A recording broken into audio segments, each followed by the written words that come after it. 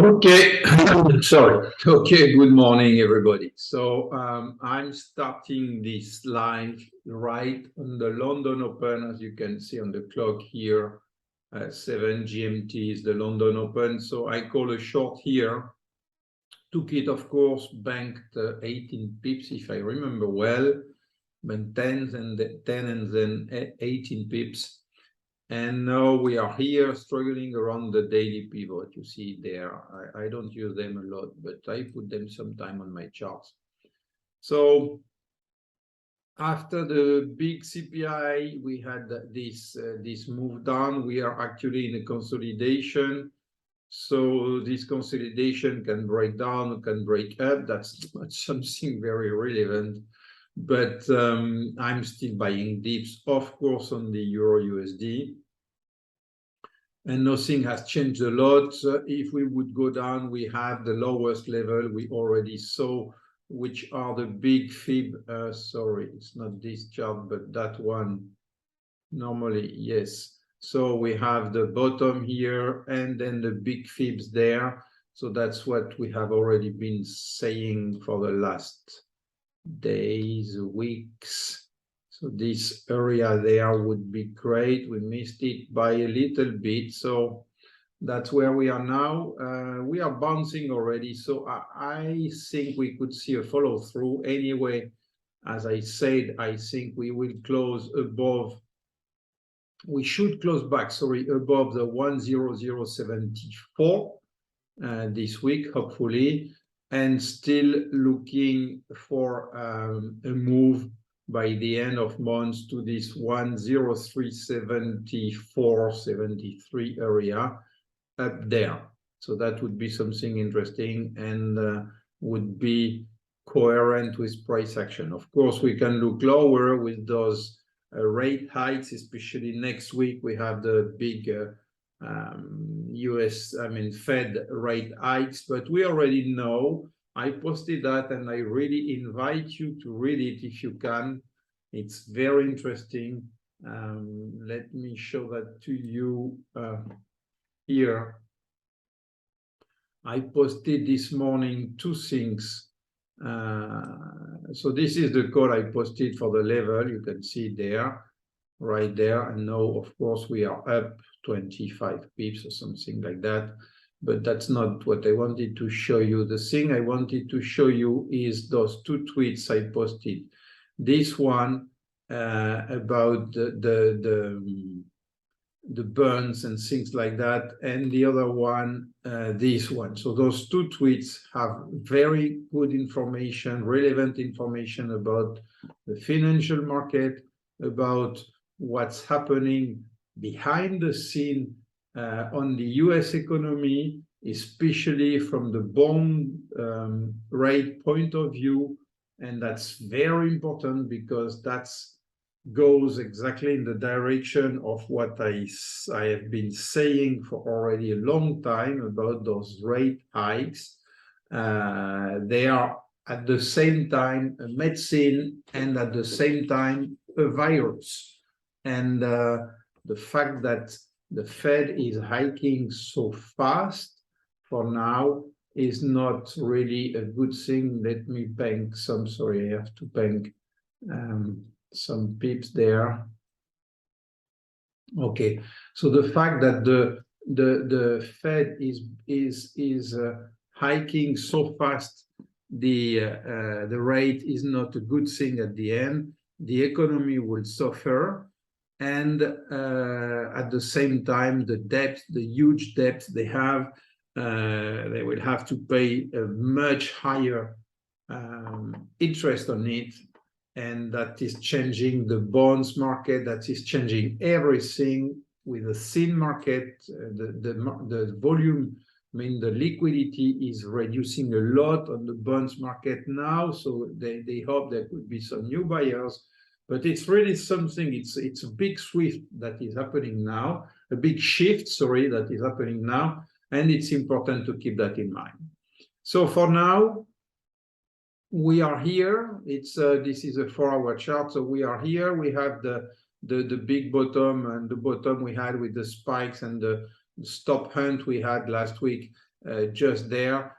The bottom is there, would be there, and if we would have, for any reason, a move down, a big move down, we would go to this fib, which is where we should bounce and where we will bounce when we will get there. Really, we didn't touch it yet.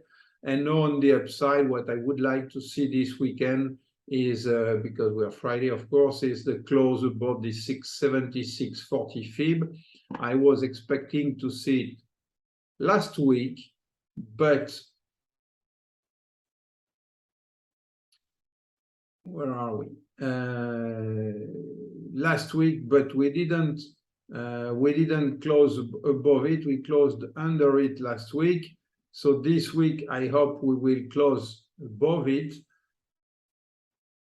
come back there, and even if we keep a red candle, I don't mind, but I would like to see a weekly close about this 76.40 fib. That would be nice, and that would open the continuation on the upside, which is what we expect and what will happen. It can happen now, as I think, or later perhaps. I am a little bit early on that move, but the risk reward is definitely on the upside for the Euro USD, despite the energy crisis in Europe and despite the war situation, of course, unless there would be a big event on the Russian war, like a nuclear bomb used, a tactical nuclear bomb used, or whatever on a town, but we cannot trade based on that. So we are here, we have the level on the upside. The target would be to close and be above this later today. So that would be a nice move on the upside, like 100 pips or something like this,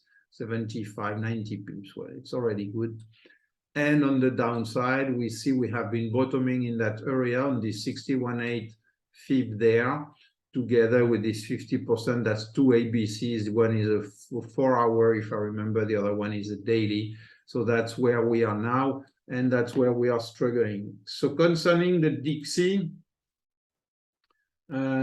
same thing, of course, on the other side, the inverted, the other side of the mirror. So we have this consolidation. Many are looking that as a flag. Of course, we could flag up and go a little bit higher, perhaps double top or something on the data or something like that, or a bad data for the euro, or a big thing on the USD today. USD, there is nothing really happening today, so it could come more from the European side if something would happen this morning. So if we would go upside, you see we have the 2360 fib of what would be the 2360 fib of what could be an ABC up, a 1-hour or 4-hour ABC up, if that would be a flag. And in that case, we would target the 61.8 here, which would be a double top with a little bit under the double top. So that's what I saw since we are doing this consolidation, but that can very well be just a consolidation before a drop on the downside. And in that case, we are looking for some lower fib. We have there, I prefer this one for the targets. So we have there the big 8860 fib, which will be the next target on the downside, to look at this area that I mentioned last week when we were arriving there, just before we had this CPI bounce. Okay, today we have not a lot of things from the US side. We don't have a lot of information, data, things to come. If we look at the Forex Factory data, we have essentially, so the so we had this morning the what is that? Oh, sorry, I'm on the wrong week. I was thinking it was weird. Okay, so I'm now on the right week. So we have this week the consumer sentiment. I think I posted the wrong one this morning. So we have the preliminary consumer sentiment at 4 o'clock, and that's important because we have seen already very bad readings on the indexes, either the New York state one, or I think it was Virginia or something like this. So it's important to see what happens here, but I would really not be surprised to see a bad reading there. So we have seen that's what we have seen since. It's important to notice that, because I think nobody is really looking at this or not speaking about this. But if you look at this thing, it's really falling since June 2021. So we had the big drop of the COVID thing, and that's very, very important, because then we had a drop on the confidence. It went up a little bit, but it's not free falling, but it's really falling since then. And if we look on a little bit bigger scale, I mean, it's really falling at levels we have not seen since a very, very, very long time. So I don't know if I can go further on that thing now, but it's really not looking good at all. So we have the inflation. When the inflation started and the war started in February, it went down more, but it's already falling since 2021. That's not something that happened only with the war, despite what all the political are saying. So you see, from in the last 20 years, that's the biggest fall in confidence. We had the same for the 2008 crisis here. You see, we have had this fall, but it didn't fall so low as this one did. So it's very important to see what happened. I don't think it will be a very good reading. We will see that later. But it's very important to notice this thing, and that explains a lot, partially some of my views on that. So the readings, let me finish with it. The reading on this one, I don't remember, blah, blah, blah, blah, blah. Okay, so the lowest reading we can have there is 0, of course. We never saw this such a low reading in the past. The lowest I see here was this one in 2021 with 53. Then we went lower, and now no, it's perhaps not 0. Yeah, it's probably 0, but we have not seen that ever. And even under 50, it's very rare. And that's the first time we saw something in the last 20 years. So something to keep in mind, especially today at 2 GMT, we will have some data about this. So that's all for today. Monday, there will be a complete weekly update like usually, with all the week review, targets, and everything. And so I wish you a very nice weekend.